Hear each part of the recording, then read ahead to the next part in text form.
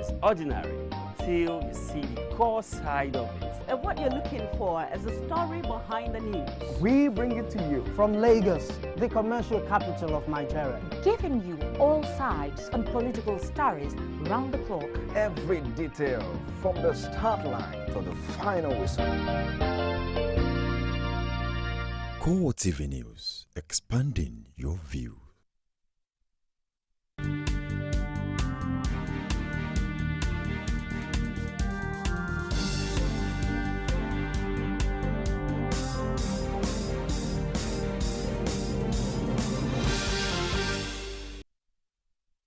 Good afternoon and welcome to CoreTV News on the hour. I am Frank Omalapia. Here are some of the stories we're filing at this time. President Goodluck Jonathan has called for peace and indivisibility of Nigeria as the country celebrates 54 years of independence.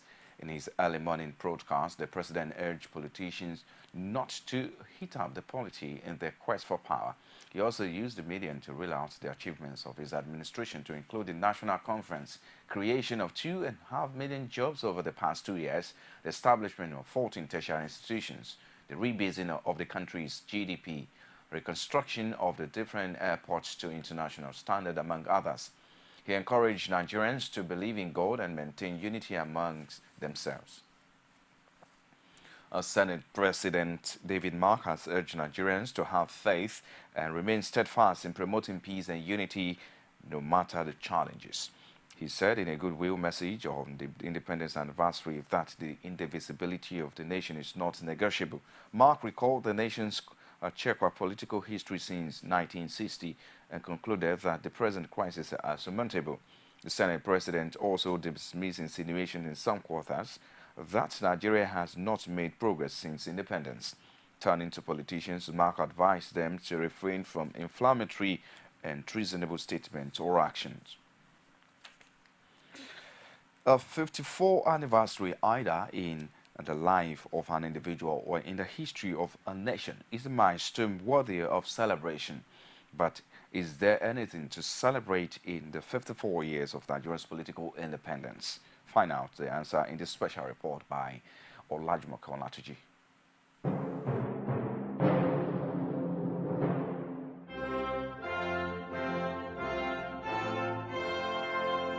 In 1960, Nigeria was a democratic toddler and a government to a coalition of conservative parties, including the Nigerian People's Congress, the party dominated by Northerners, and the Igbo-dominated National Council of Nigeria, and the Cameroons led by Nnamdi Azikiwe, who became Nigeria's maiden Governor-General in 1960. Forming the opposition was the Comparatively Liberal Action Group, which was largely dominated by the Yoruba and led by Obafemi Awolowo. The cultural and political differences among Nigeria's dominant ethnic groups, the Hausa, Igbo and Yoruba, were sharp. The three ethnic groups traditionally dominated Nigerian politics and controlled its resources. An imbalance was created in the polity by the result of the 1961 plebiscite. The nation parted with its British legacy in 1963 by declaring itself a federal republic with Azikiwe as its first president. When elections were held in 1965, the Nigerian National Democratic Party came to power in Nigeria's western region. As the various groups vied for supremacy in Nigeria's immediate post-colonial period, the military intervened just as they did in other African nations in 1966. We have come a long way, but we need to look at it from several dimensions because Nigeria is such a big subject. It's a country that covers about 923,000 square kilometers in area, so it's quite a big country. So you look at the country from the prism of the executive, the legislature, and the judiciary. At commencement from the First Republic, we had a powerful parliament because we practiced parliamentary system of government. And you recall that the Midwestern region was created by an act of parliament. Since that time, no democratic government has been able to create any state in Nigeria since the First Republic. So with that, you can see we are not growing. No parliament except military regimes. It was only the First Republic that could create a state, call that region a state. Just change of nomenclature. So we are retrogressing in that regard. We have become so cantankerous, so divided, that we cannot even create state. Forget about the noise about state creation at the National Assembly. With the rigidity of the provision, it will be very difficult to create any state in this country. It's not impossible, but very difficult. And time has proved that it is very difficult, except if you adopt the report of the National Conference. So taking it from there, the parliament has become weaker and weaker between 1960 and now. It is very difficult for the parliament to take certain decisions now. They consider certain areas of our national life as no-go areas, which was not so in the First Republic. So democratically, we are retrogressing, we are not progressing. Nigeria regained democracy in 1999 when it elected Olusegun Obasanjo, the former military head of state, as the new president of Nigeria, ending almost the 3 years of military rule from 1966 to 1999. This, however, excludes the short-lived Second Republic between 1979 and 1983 by military dictators who seized power in coups and counter-coups. Although the elections that brought Obasanjo to power in 1999 and again in 2003 were condemned as unfree and unfair, has Nigeria shown marked improvements in attempts to tackle political instability and hasten developments? The executive is neck-deep in corruption. Today we don't know how much members of the National Assembly are paid. It is still made in controversy, the actual take-home pay. In 1960s, Nigerians knew. Today we don't know. So politically, we are retrogressing, we are degenerating, and this has impacted negatively on governance. In those days, infrastructural development was not one of the highest in Africa and the world. Today, infrastructural development, the cost is one of the highest in the world. The year 2015 holds so much for Nigeria for a number of reasons. The challenges seem great, but the ability of the people may well be determined again by the sort of leadership they vote for and the paths they follow. But at 54, an election's just around the corner. Could Nigeria fulfill its potentials and become one of the world's biggest success stories? The events leading to the elections of 2015 and those thereafter will surely determine the answers to the question and much more. Olajumoke Olatunji, CoreTV News, Lagos. Bauchi State Governor Issa Yuguda says Nigeria has come a long way in 54 years of independence. He told State House correspondent that even though there is a lot to be done, the country has witnessed a lot of transformation. Governor Yuguda, however, concedes that the country could do better. Nigeria at 54 is a country that has really witnessed a lot of transformation, and for somebody who has seen the last 50 years, he can tell the story better. And I believe, as at my own age, at least, I should be in a position to tell you that yes, Nigeria had witnessed a lot of developments in the past 54 years, and that is in terms of the polity, in terms of the economy. In terms of other sectors, especially transportation, communication, and a host of other things that you can see. For instance, in the 60s, maybe we had not more than 3 or 4 universities. But today, how many universities are we talking about? 50 years ago, 54 years ago, how many road networks do we have in Nigeria? You can see the road networks.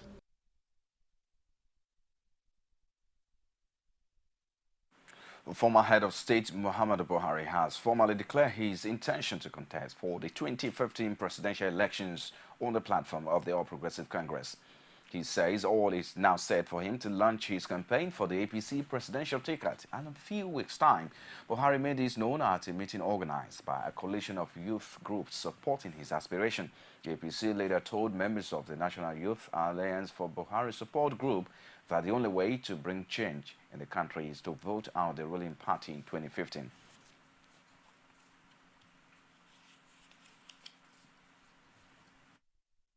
With your support, I intend to offer myself for the position of President of the Republic.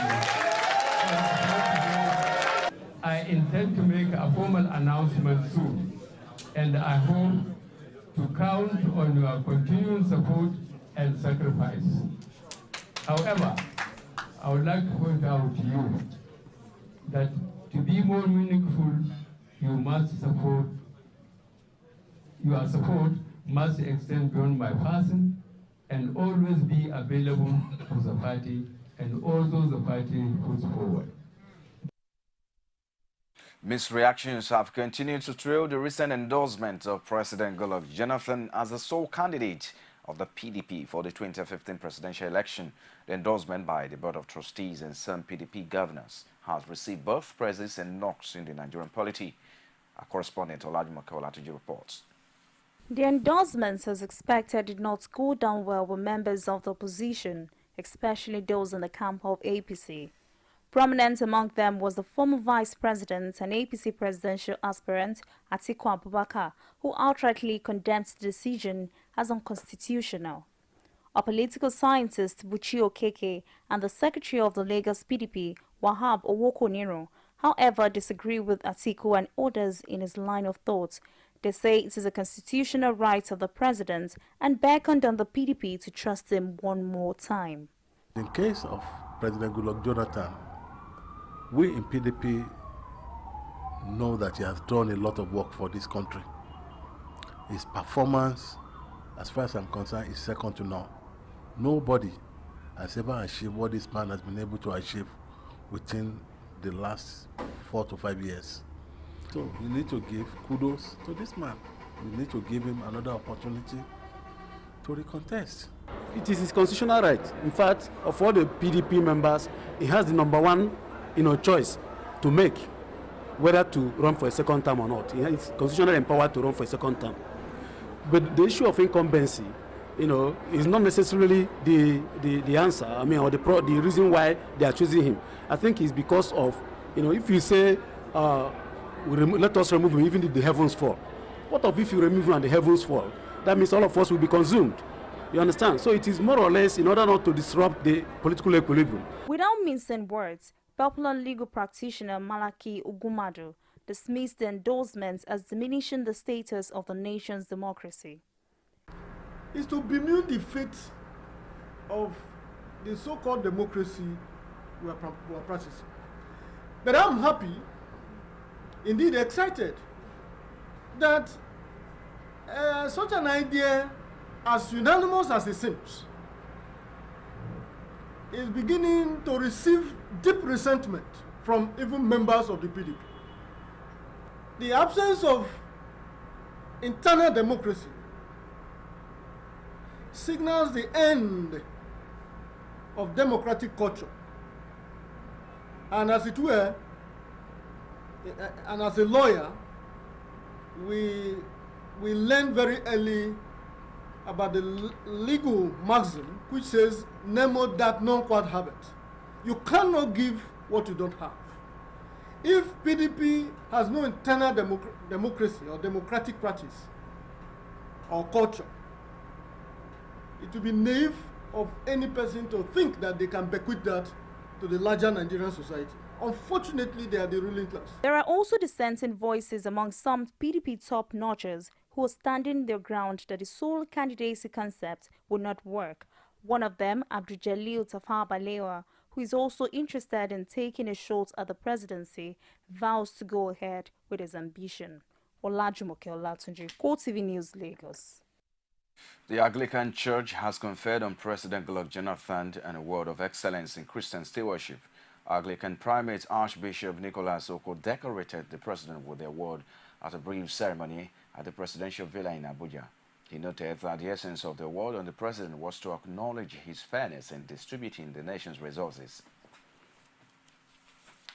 God be merciful unto us and bless us, and cause his face to shine upon us.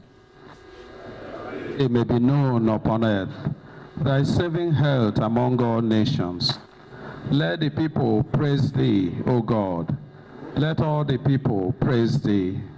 O let the nations be glad and sing for joy, for thou shalt judge the people righteously and govern the nations upon earth. Let the people praise thee, O God. Let all the people praise thee. My prayers every day is for God to use me to change this country positively. I am here today. My political journey is something that nobody can tell how. Without God, I wouldn't have been here. And of course, most people know about it. But maybe when I leave office, that's when I'll tell the true story of my journey. But I believe very clearly that it's God that made it possible for me to even be a deputy governor in the first place, and not talk about being the president of Nigeria. I promise I will do my best, and I promise that I will not disappoint you.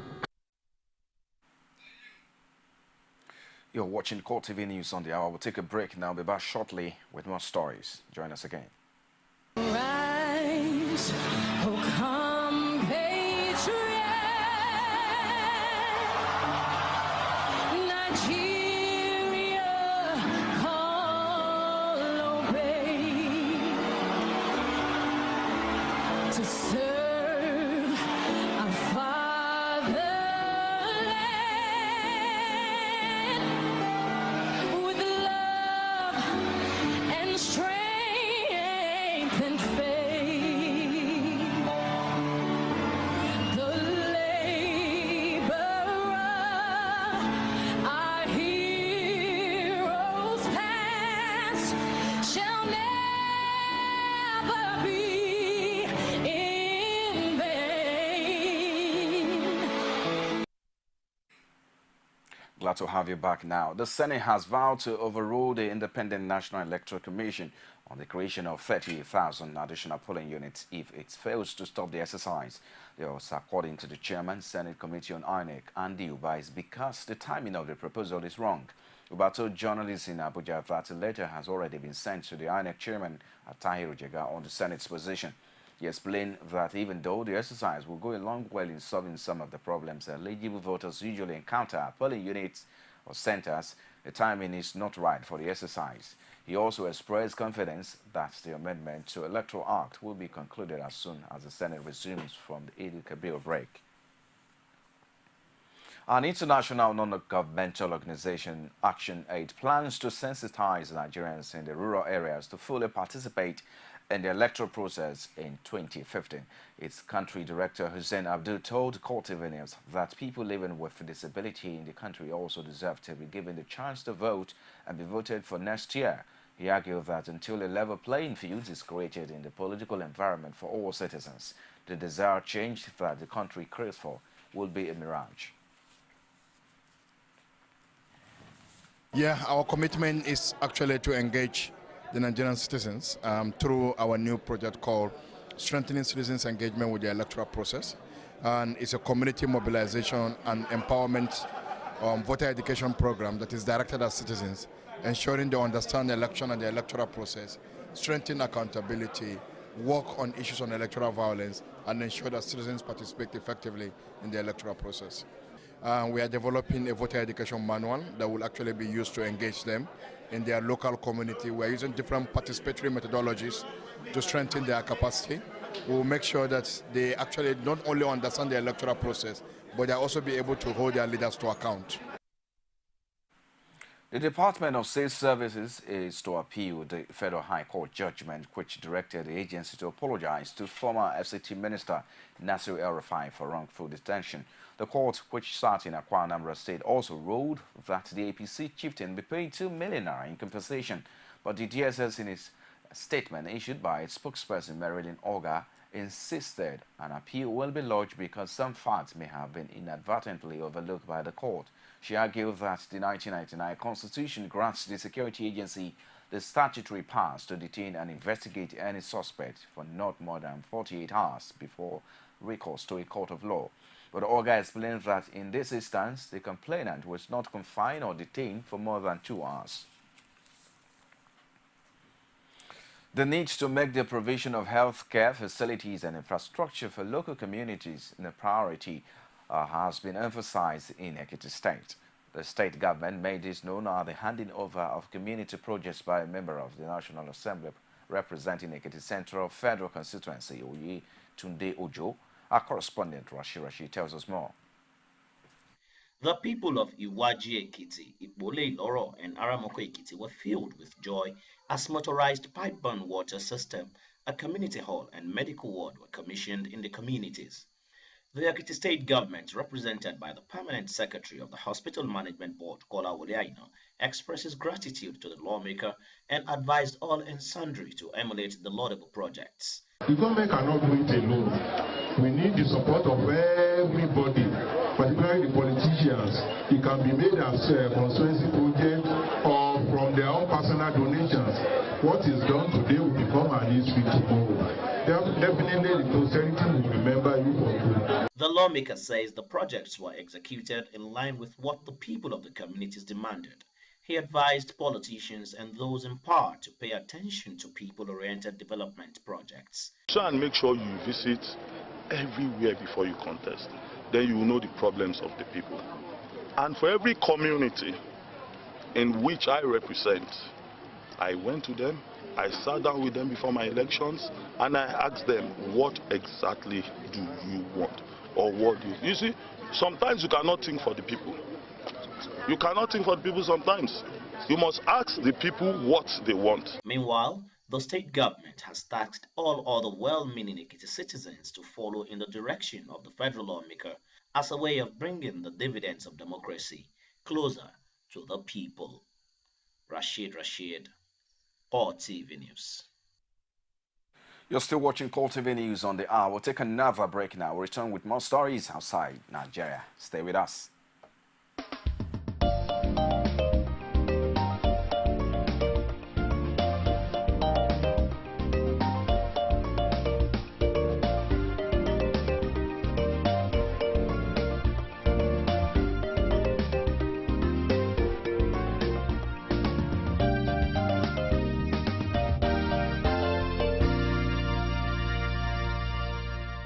CoreTV News, expanding your view. Outside Nigeria now, thousands more people have been joining pro-democracy protesters in Hong Kong ahead of what organizers hope will be the largest day of protest. So far, tens of thousands of people have been locked in central part of the territory for several days. They are demanding that China withdraw plans to vet candidates for the next leadership election in 2017. Current leader Tsai Leung, backed by China, has rejected calls to quit and urged protesters to go home. Chinese President Xi Jinping, in an address to party leaders in Beijing, vows to safeguard Hong Kong's long-term prospect. Demonstrators, who include student supporters of the Occupy Central Group and others, angered by the police response, say they were confident that they would step up the protest for Wednesday's National Day holiday, which marks the anniversary of the founding of Communist China. Well, and that's a wrap on CoreTV News at this time. Many thanks for watching. I'll be back at top of the hour. Join us then.